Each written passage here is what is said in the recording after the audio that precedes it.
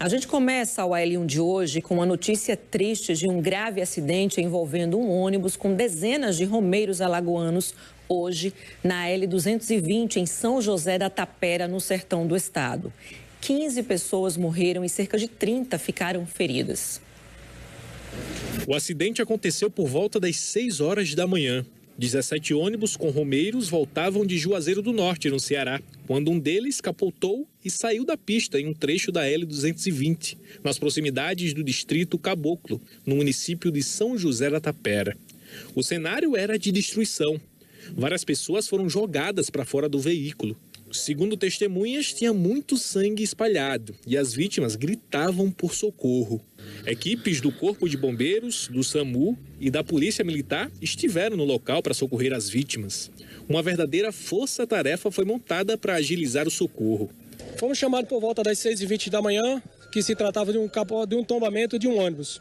Ao chegarmos aqui, se deparamos com múltiplas vítimas, onde também foi mobilizado todo o aparato. Mais de 20 militares compareceram ao local, as equipes de Delmiro, Piranhas e Santana, e 3 aeronaves também do grupamento aéreo também se fizeram presente, além de toda a equipe da Polícia Militar, do SAMU e das ambulâncias dos municípios aqui da cidade circunvizinha.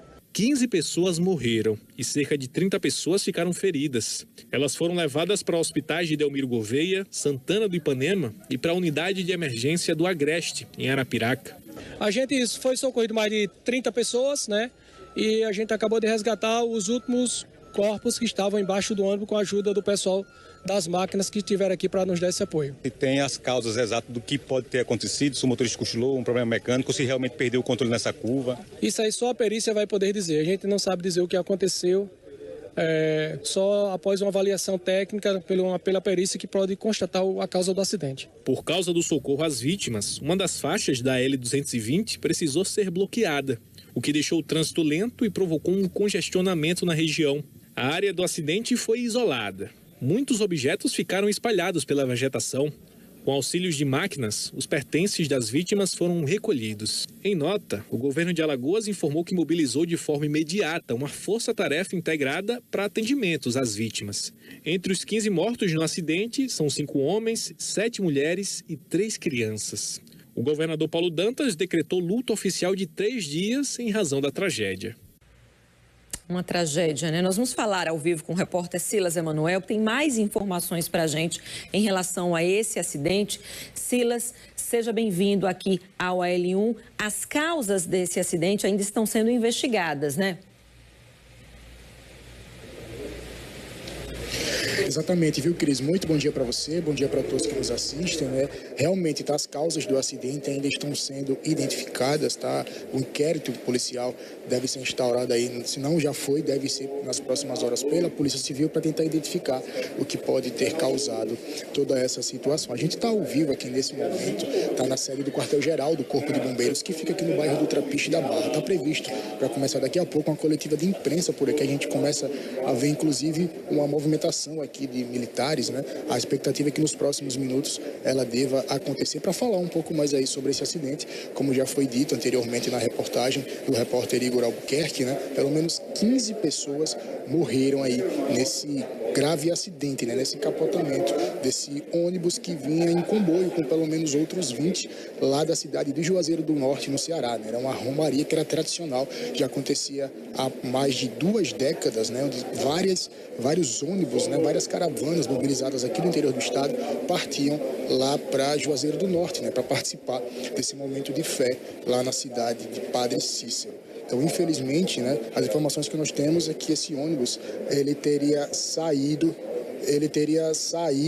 lá da cidade, né, de Juazeiro do Norte por volta de 10 horas da manhã e teria sofrido esse acidente por volta das 6 horas da manhã. Inclusive, algumas imagens que estão sendo divulgadas nesse momento, enquanto essa entrada ao vivo acontece, foram registradas pelo nosso repórter, né, o repórter Rogério Nascimento, que esteve lá no distrito de Caboclo, na cidade de São José da Tapera, para ver mais de perto essa situação, né. As causas, como eu já falei, ainda estão sendo investigadas, né, segundo as informações oficiais divulgadas pelo próprio governo do estado de Alagoas, cerca de 60 pessoas estavam dentro desse ônibus que acabou capotando, né? 15 pessoas morreram. As informações dão conta que outras 30, pelo menos, foram atendidas inicialmente e levadas para outros hospitais, né, das áreas próximas ali, como por exemplo Delmiro Gouveia, Santana do Ipanema e alguns casos mais graves para Arapiraca, que tem uma infraestrutura melhor para receber aí essas vítimas, tá?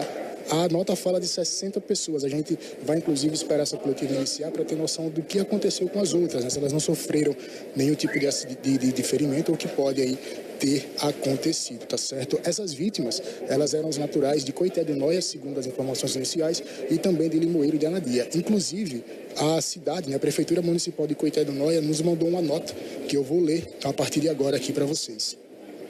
A Prefeitura Municipal de Coité do Noia, com profundo pesar e consternação, vem a público informar sobre o trágico acidente ocorrido na manhã desta terça-feira, dia 3 de fevereiro, por volta das 6 horas da manhã, envolvendo um ônibus com romeiros que retornavam da cidade de Juazeiro do Norte para nosso município. Desde o momento em que tomou conhecimento do ocorrido, a gestão municipal mobilizou imediatamente suas equipes e está prestando toda a assistência necessária às vítimas e seus familiares.